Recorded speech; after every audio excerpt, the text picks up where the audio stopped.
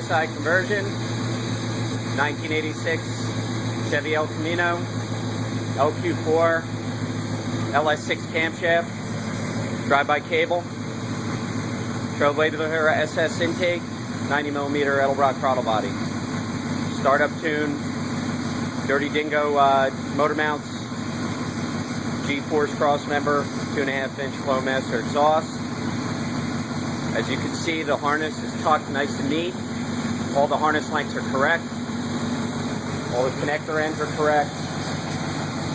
Complete plug-and-play 4-wire system for 4 L6E trans and an LQ4. Engine should make somewhere around 400 horsepower. As you can see, it's idling down around 750 RPM, cold idle. And right now we don't have the mass airflow sensor hooked up. You can buy these harnesses. They start at $4.99, and we can custom make them to your specs. Check us out at PSIConversion.com. Again, PSIConversion.com.